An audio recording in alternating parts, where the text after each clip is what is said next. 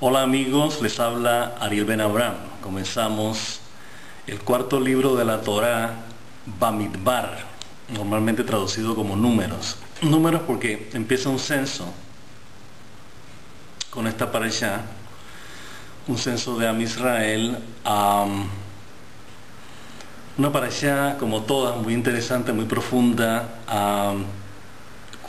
cuyo mensaje, cuya razón de ser principal está en su nombre.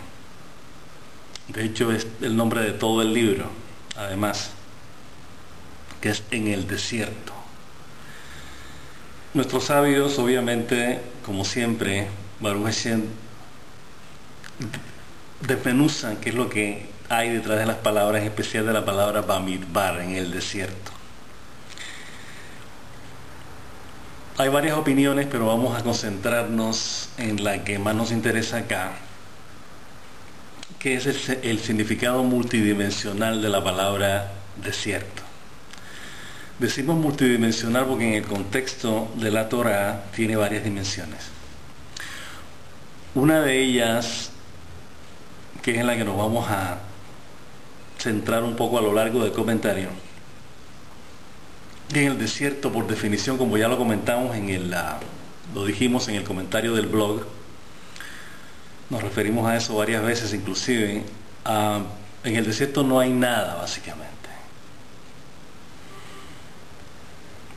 Entonces, dentro de esa nada, de alguna manera esa nada es la antesala para comunicarnos con el Creador.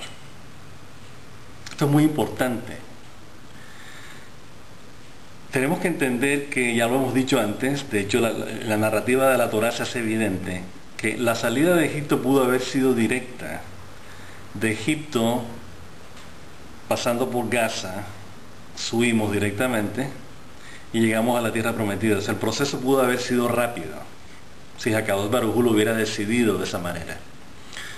Sin embargo, él le dio una vuelta al asunto. O sea, hubo una razón de la división de las aguas en el Yam Suf, en el Mar Rojo. Ya sabemos la implicación y la trascendencia de esa apertura, ese cambio de conciencia, por decirlo así, que de hecho lo fue. Además de haber sido un tránsito, ya nos referimos a eso antes, y el paso por el desierto. Especialmente este Bamidbar en Sinaí. O sea, hay una montaña en la que Akadosh Baruj Hu está. Hay un desierto, una planicie en la que nosotros estamos. Y hay una comunicación. De hecho, todo lo que es el libro de Bamidbar, todo el tránsito nuestro a través del desierto, tenemos que prestarle muchísima atención. Porque en ese tiempo realmente fue necesario para que nuestra memoria genética se implantara nuestra conexión permanente con el Creador. O sea, esa conexión existe, está codificada genéticamente. De lo contrario, no creeríamos en ella. Tiene que estar implantada en nuestra conciencia para que a partir de esa existencia nosotros, digamos, sentimos, creemos en que estamos conectados con nuestro Creador, que hay un Creador y que estamos conectados con Él. Y además de eso, Él tiene un pacto con nosotros. Esto es muy importante. Bien, entonces, ¿qué pasa? El desierto es básicamente lo que Akadosh Baruj Hu quería para nosotros, que nosotros experimentáramos. O sea, estar básicamente despojados de todo. En el desierto no hay nada realmente.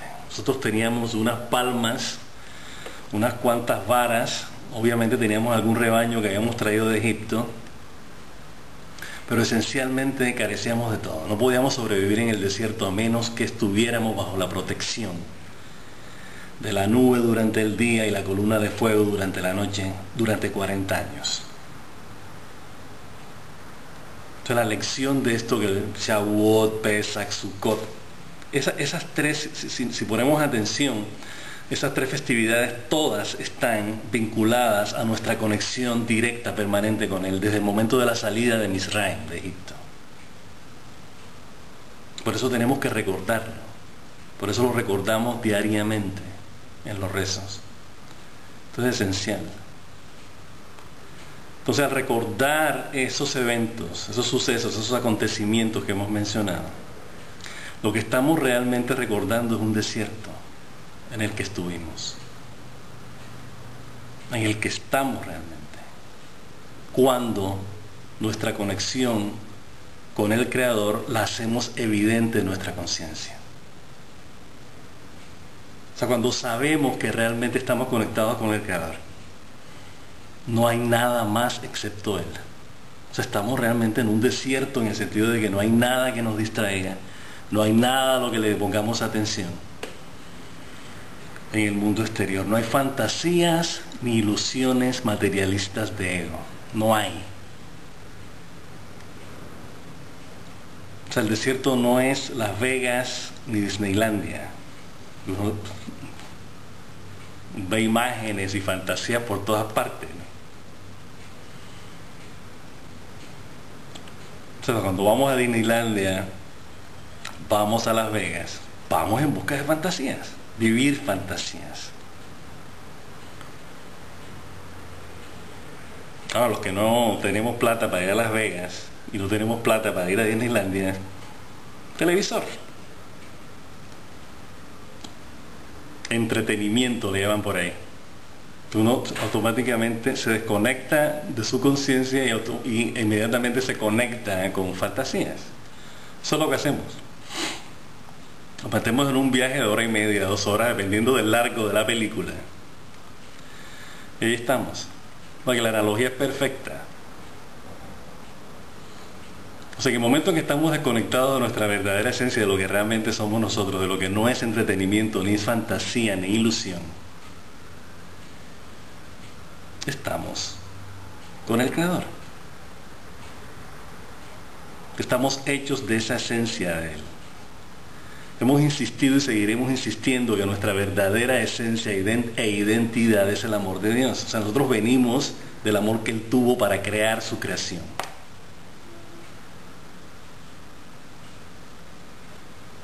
O sea, hubo una motivación detrás de la creación de Dios.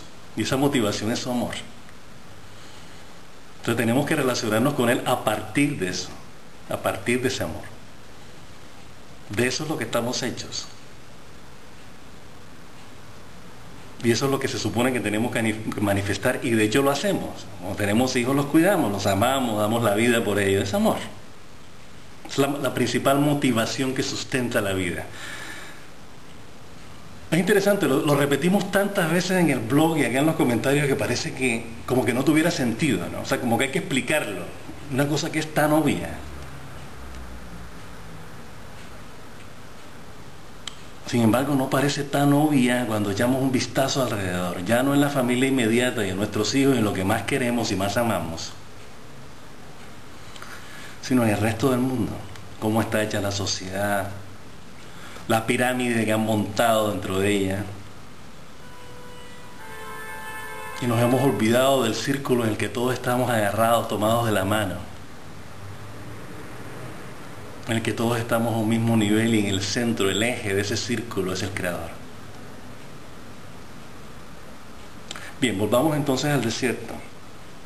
No hay nada ahí. No hay distracciones. A no ser que no las inventemos, lógicamente. O sea, estamos en el desierto y estamos todavía fantaseando.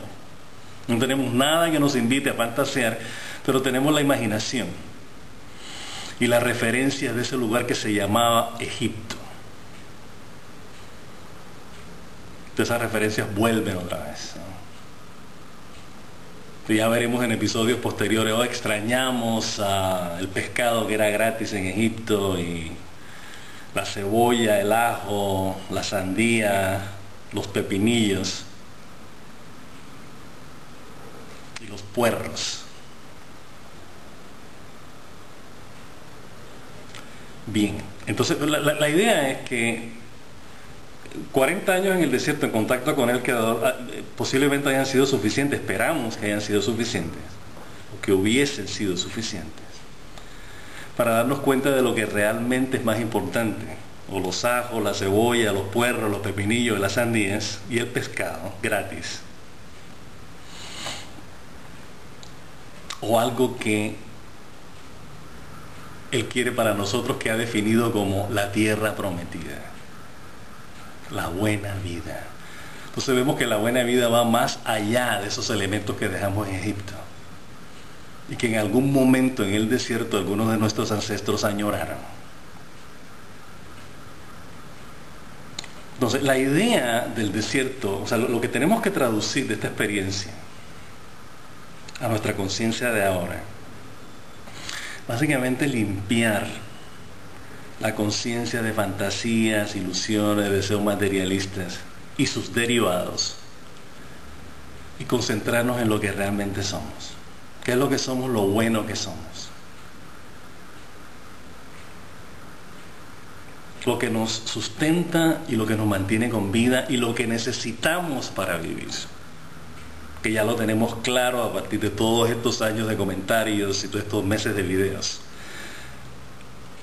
No solamente que nosotros lo hayamos dicho, sino que también está en la Torah y está a lo largo de la historia y en el sentido común sobre todo. Yo creo que se implantó en el sentido común. Eso es lo importante. Entonces tenemos que hacer nuestro propio viaje, nuestra propia jornada, nuestra propia trayectoria a través de un desierto, a través de una nada, en la que nosotros podamos reencontrar nuestra verdadera esencia. Es interesante porque algunas sectas orientales, los budistas en particular, tibetanos en especial, se concentran básicamente en esa nada. Algunos le llaman nirvana. Pues nada. Entonces uno dice, bueno, pero yo cómo me puedo comunicar algo que no es nada. Esa es la idea, no es nada. Cierran los ojos, cruzan las piernas, empiezan a respirar, se concentran en la respiración y dejan de pensar. Dejan que la mente se apague, por decirlo así. Y ya. O sea, no hay un sentido de deseo de controlar lo que hay. O sea, en el momento en que se identifica esa nada como algo, uno se agarra de ahí. Ese es el problema que tiene, la diferencia que hay entre las religiones, el resto de las religiones y el judaísmo. El judaísmo no define al creador. Entonces nosotros no tenemos que agarrarnos de algo que podamos controlar. Y el momento en que lo identificamos, ¡pum!, lo controlamos. Absolutamente, es automático. Ya sabemos qué es, luego ya sabemos qué hacer con eso. Pero mientras no haya definición, no hay ningún tipo de control, ni apego, ni nada. O sea, es una relación perfecta, por decirlo así. O sea, no es una relación que esté por alguna manera condicionada, sino que es más allá de lo que podamos captar como algo que se acondiciona, que se pueda controlar. Pero no estamos hablando de ese Dios budista, ni de ese lugar budista, ni nada de esas cosas. Estamos hablando de la Torah, estamos hablando del Creador nuestro, que se manifiesta a través de modos, atributos, medios, arbitrios y propósitos. A partir de ahí tenemos una comunicación y un efecto, una tarea que realizar en esta vida, o sea, darle un sentido a la vida. O sea, no es cuestión de tarea o deber, es decir, tenemos una vida para hacer algo. Así como cuando consagramos el Shabbat, que decimos, no, y cesó, en el séptimo día cesó de toda su obra para hacer. Literalmente dice, para hacer, la azot. O sea que no hay una quietud en el sentido de inactividad. O sea, hay algo que hacer. Entonces, en el caso de los budistas, no, ellos se desconectan, no hay nada, absolutamente no hay nada que hacer afuera, ni nada, ni adentro, ni en ninguna parte. Y ya, ese es el fin, ese es el propósito. Y en ese propósito ellos encuentran realización espiritual, personal, y lo que ellos buscan.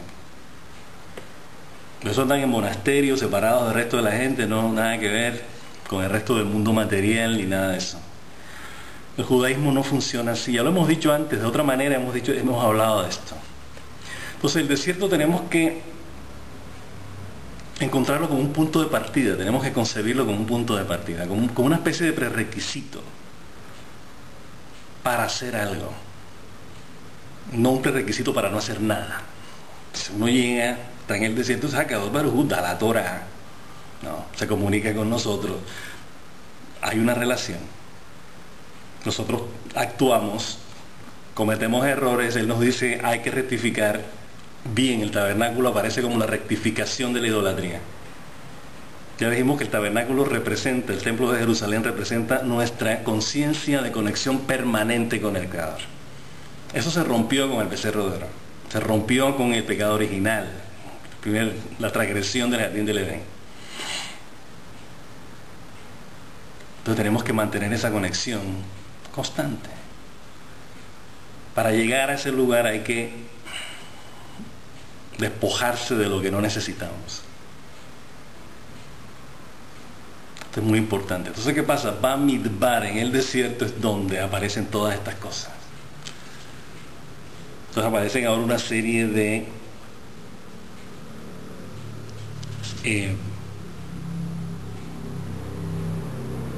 acontecimientos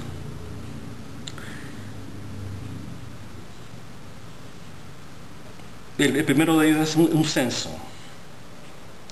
Es interesante porque esta vez el censo se realiza a partir de lo realizan los jefes de las tribus. O sea, ya empieza a cada uno a darnos responsabilidad. Antes Moshe Rabbeinu era el que hacía el conteo.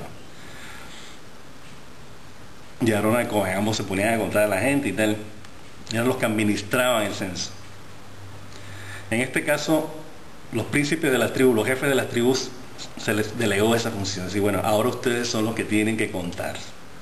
Ustedes tienen que ser contados más la gente que ustedes cuentan. Entonces la idea es integrar a Israel dentro de su diversidad. Nos dijimos que son 12 tribus. E integrarlas en un am, en un pueblo.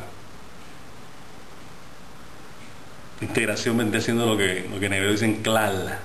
Es un klal. Algo así como encomunarlos.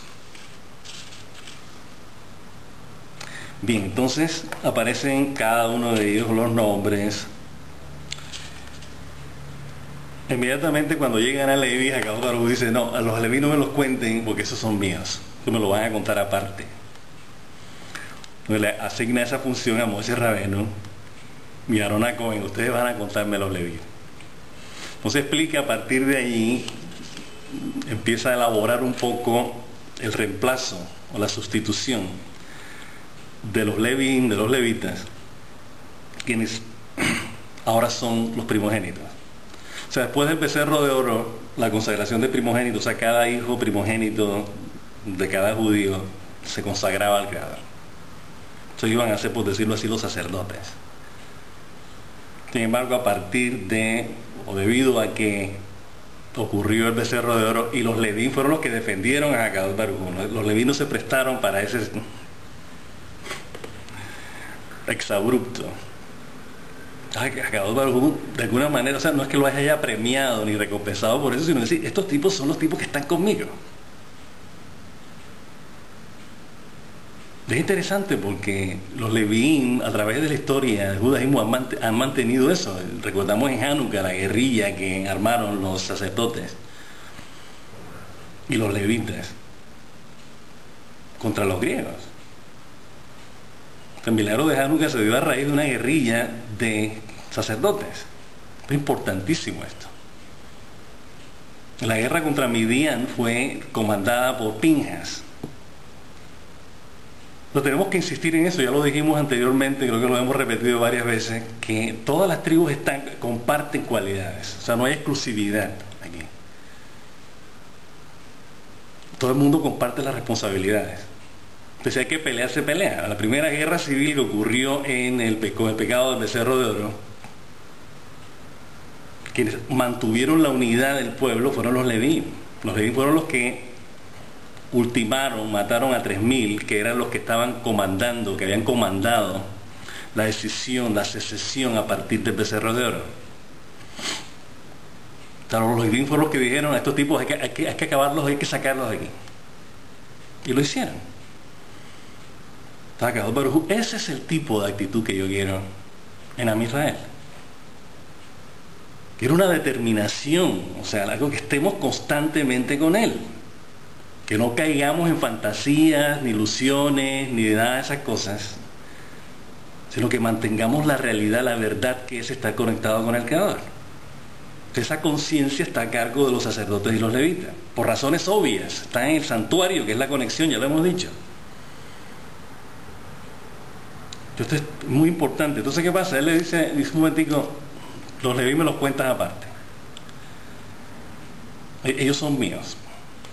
Ellos, en la tierra, ellos no son como el resto de Israel, pero sí son. O sea, parecen contradicciones, o sea, suenan como contradicciones, se presentan como contradicciones.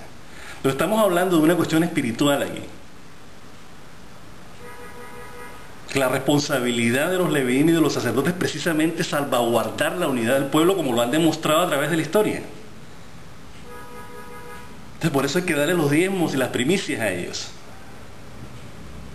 O sea, lo mejor de nosotros tiene que ir a esa conciencia representada por ellos. De eso se trata. O sea, cada vez que hacemos una buena acción, que hacemos algo bueno del cual nosotros estamos orgullosos, que es lo mejor, las primicias, lo primero que sale del esfuerzo que nosotros hacemos diariamente por hacer algo bueno en la vida, eso hay que ofrendárselo al Creador. Es el vehículo a través del cual hacemos esa ofrenda, es nuestra conexión son los Levíim y los Cohanim. Esto está bastante claro, ya lo hemos dicho antes, pero es bueno elaborarlo porque la Torah lo va a estar repitiendo, para que no perdamos la perspectiva. Entonces, la idea de Hakadosh Baruj Hu decirnos, oye, esto es así, los Leví son míos, es decir, esta es la conexión, manténganla. Cuéntanla separadamente. O sea, cuando ustedes cuenten las cosas que hacen en su vida material, el trabajo, la familia, etcétera, bien. Pero cuando se trata de la conexión que ustedes tienen conmigo, esa, cuéntenmela aparte, manténganmela separada. Kadosh, que lo es. Pues somos sagrados en la medida en que estamos manteniendo esa conexión con Él, o sea, siendo buenos y haciendo sus modos y atributos constantemente. Eso nos hace sacerdotes, consecuentemente. Y la Torah lo dice, quiero que ustedes sean una nación de sacerdotes, luz para las naciones. O sea, el sacerdote, la idea es una función, no una denominación. Decía, bueno, a mí me asignaron, me dieron este estatus. Hay una función que cumplir. Yo soy porque yo soy, acá tengo yo una etiqueta que dice Cohen o Levi.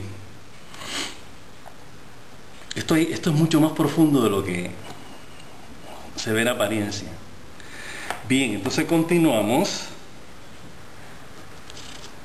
Inmediatamente después viene, interesante esto, después que se hace énfasis en esta diferencia, esta separación, por decirlo así, que no es separación, una manera de hablar, de que los Levíes empieza la definición de en qué parte de la formación que están las tribus en el desierto van a estar. Entonces, obviamente, los primeros que están inmediatamente, ¿no?, en el cuadrado que forma el Mishkan, el tabernáculo, son los Levíes. Ahí están. Entonces, a partir de ahí, norte, sur, este y oeste, aparecen los demás. Pero el centro, que es el Mishkan, que es Hakadosh Baruj Hu, están los Levíim y los Cohanim ahí. Estos son los que están más cerca del Creador. Pero ya vemos que los Levíim y los Cohanim tienen vecinos, van a tener vecinos. Eso es la responsabilidad, es que cuando el vecino viene al Mishkan tiene que pasar a través del Leví. Y de hecho no pueden acercarse al territorio que es de los Levín, y los Levín no pueden, y no pueden acercarse obviamente al Mishkan, porque eso es parte, eso es de la jurisdicción de los Levín. Inclusive dentro de los Levín, si leemos la parasha en detalle, cada familia de los Levín, la cual está separada, cumple una función específica.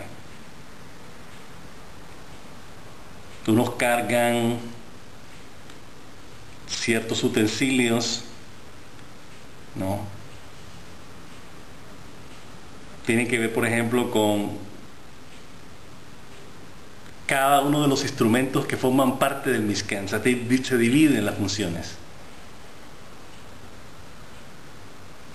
De cada uno forma parte de una unidad. O sea, que cuando tenemos una conciencia, esto como lo entendemos nosotros, cuando tenemos una conciencia, la conciencia está, por decirlo así, fragmentada en varias dimensiones. Entonces, tenemos emociones, tenemos pensamientos, tenemos intelecto,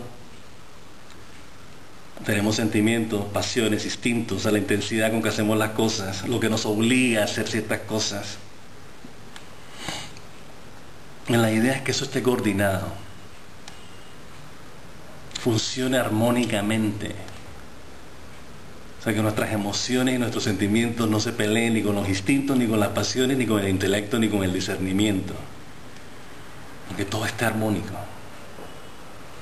Dice, bueno, pero ¿cómo es posible? Son tan distintos los pensamientos de los sentimientos. Claro que son distintos. Pero eso no quiere decir que estén separados, o que estén enfrentados, o estén en conflicto. La idea es armonizarlos. ¿Cómo hacemos eso? Cuando permitimos que amor sea el guía, el conductor de cada uno de esos niveles y dimensiones. O sea, cuando pensamos con los modos y atributos de amor, cuando discernimos con los modos y atributos de amor, cuando sentimos, cuando experimentamos, cuando expresamos, hacerlo así. Esa es la idea. Si lo hacemos lo contrario, el producto va a ser conflicto. Entonces tenemos conflicto dentro de nosotros y ese conflicto lo reflejamos en nuestras relaciones. Va a pasar. Una persona que está deprimida, o que está frustrada, o que está insatisfecha, o que tiene un sentido de carencia, va a empatarse con otra persona para conseguir lo que no tiene. Que eso básicamente es como estamos ahora. Entonces la respuesta de esto podría ser una palabra clave que se llama educación, formación, instrucción. La Torah se llama instrucción, por cierto, en hebreo. Tenemos que aprender, tenemos que educarnos. Educar a los niños cuando van creciendo, mostrarles de que hay que armonizar todas esas dimensiones y aspectos de la conciencia.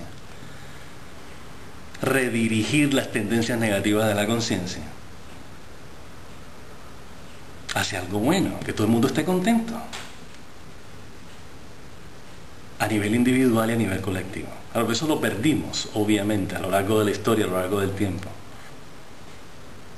Empezamos a adoptar la mentalidad de las naciones, lo que tenemos ahora, lo que hemos tenido desde hace mucho tiempo, realmente, desde que salimos de la tierra prometida, de la dispersión. Y esta dispersión sabemos que no ocurrió solamente hace 2000 años, ocurrió hace muchísimo tiempo atrás. Pero tenemos que volver, porque eso es la profecía y de eso era lo que queríamos hablar. O sea, es uno de los mensajes que queremos dar. Esto es un preámbulo a lo que vamos a decir ahora, que consideramos que es muy importante. Pero terminemos un poco con la parasha. Hay una nota interesante que nuestros sabios destacan en el capítulo 3, Bamidbar, del libro de Números. Dice, estos son los hijos, por decirlo así, de Aarón y Moisés, en el día en que Hashem habló con Moisés en el monte Sinai. Entonces la gente dice, bueno, se habla de los hijos de Aarón, ¿no? ¿Por qué dice de Moisés? De Moisés tenía dos hijos, ¿no? Eleazar y Gershón, eran los dos hijos que él tenía con Zipora. No mencionan, aquí no aparecen. Parecen son los hijos de Aarón. Entonces la gente dice, bueno, entonces la explicación que ellos dan es que los hijos también son nuestros discípulos. Ellos aprendieron de Moshe y Rabbeinu, entonces pasaron a ser sus hijos. Él los instruía, el papá no los instruía, le decía, él era quien los preparaba, el papá y a los hijos. Entonces, de alguna manera, eran sus hijos, ¿no? Esa es la explicación general, pero hay que ir un poco más allá de eso. Ya dijimos que Moisés representa nuestro máximo conocimiento del Creador. Entonces ese conocimiento es el que instruye aquello que va a conectarnos permanentemente con el Creador, que son los sacerdotes. O sea, sin ese conocimiento previo que representa Moisés y Rabenu, nosotros nunca vamos a tener conexión con Dios. No sabemos. Es obvio, ¿no? Esto es bastante obvio. Sin saber uno que puede hacer. Se dañó el motor del carro, arréglalo. No tengo idea de lo que es un motor. No sabe, no puedo hacer nada. Entonces se instruye, el tipo aprende mecánica, etcétera. El tipo lo arregla. Funciona. Entonces, Aarón y Moisés y Rabenu están siempre juntos por esa razón. El uno sin el otro no funciona. Bien, entonces aparece eso, aparece el nombramiento de las posiciones de los Levín que decimos, lean las funciones que cada uno cumple. Menciona nuevamente que reemplazan lo que habíamos dicho antes, reemplazan al primogénito de cada miembro de Israel, de la tribu de Israel. Y después inmediatamente proceden a su censo. La Akadosh Baruj Hu le dice a Moisés específicamente, cuenta a los hijos de los Levín. Aparecen los nombres, ¿no? Habla de la redención del primogénito, la organización de la familia de los cohatíes,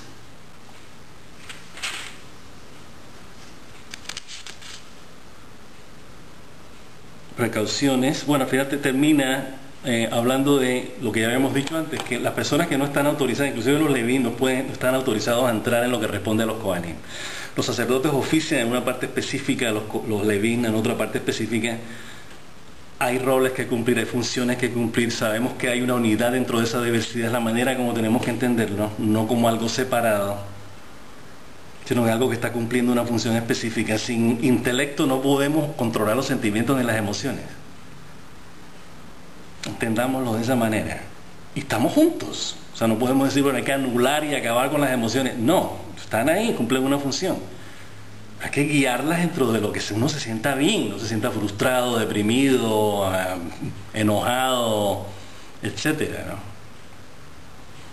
Entonces el intelecto dice, paciencia, cuidado, hay que hacer esto, hay que hacer esto otro, así, así, así. Entonces uno está bien, bajo la guía. Entonces lo ideal sería, como ya dijimos antes, que esa guía del intelecto esté bajo la regencia de amor como nuestra verdadera esencia e identidad, y como manifestación material del amor de Dios. Eso es lo ideal, esa es la redención, y para allá vamos. La Haftarah, interesante porque ustedes saben que empezamos una serie hace 3 semanas sobre la conciencia mesiánica, ¿no? La conciencia mesiánica en la profecía judía. Entonces, en el comentario de esta semana nos referimos a la profecía de Oseas, el profeta Oseas. ¿Okay? Y la Haftarah para Bamidbar es de Oseas. Precisamente los mismos versículos que hemos estado estudiando ahora, que comentamos, que hicimos en este comentario, en este tercer comentario sobre la conciencia mesiánica, están en esta Haftarah. Tiene que ver con el desierto. O sea, esa es la idea, ¿no? En el desierto, en el desierto, en el desierto. Entonces, ¿qué pasa? Ya sabemos que la profecía tiene que ver con la conciencia mesiánica. Todo lo que es profecía, aunque haya pasado o haya sido profetizado en alguna de las instancias a tiempos específicos de esa época, o sea, Isaías, Jonás, o sea, muchos profetas profetizaron para ese momento en que estaban viviendo, pero también profetizaron para tiempos futuros. No olvidemos eso, muy importante. Entonces, cuando está hablando, es muy hermosa esta profecía de Oseas, muy, muy, muy hermosa. No, habla, como ya lo hicimos en el comentario sobre la conciencia mesiánica. Compara Jerusalén, ¿no?, como la esposa infiel, o sea, Israel en este caso. Entonces, la infidelidad consiste en meterse, como ya lo dijimos en el comentario, en aparearse, amancebarse, por decirlo así, con los ídolos. Esos son los amantes, ¿no? Entonces la reflexión que hace ella, o sea, Israel, Jerusalén, la conciencia en este caso, lo que representa nuestra conciencia, eso es lo que es. Nuestra conciencia básicamente está metida con ídolos, con cosas que no necesitamos, fantasías, ilusiones de ego. Entonces llega un momento en que nosotros nos damos cuenta, o sea, esta conciencia, nos damos cuenta que eso no funciona. Entonces empezamos a hallar de menos la esencia de la que verdaderamente, con la que verdaderamente fuimos hechos, con la que estamos hechos, lo que verdaderamente somos. No, que es algo así, nuestro primer marido, que es Akadosh Baruj Hu, es el que nos creó. No. Entonces hay un momento en que uno va a decir, la conciencia va a decir, ya mis amantes ya no me dan nada, ya me he dado cuenta que esto es una fantasía, voy a volver a aquel marido que me dio lo que tenía, lo que tengo, lo que soy. O sea, esa es la primera fase, como hemos dicho, hay un retorno, ese retorno tenemos que llegar nosotros tenemos que llegar a él, eso no nos va a venir de la nada, tenemos que propiciarlo, tenemos que añorar esa verdad, esa realidad, que es la verdadera, que es la que trasciende, que es la que va más allá de toda ilusión, fantasía, apego, adicción, lo que sea. En el momento en que uno ya dice, yo ya dejo esto, porque esto definitivamente no me sirve, no quiero que me entretengan, no necesito Vegas, ni necesito Disneylandia, ni necesito nada de esas cosas, ni necesito meterme películas en la cabeza para matar el tiempo.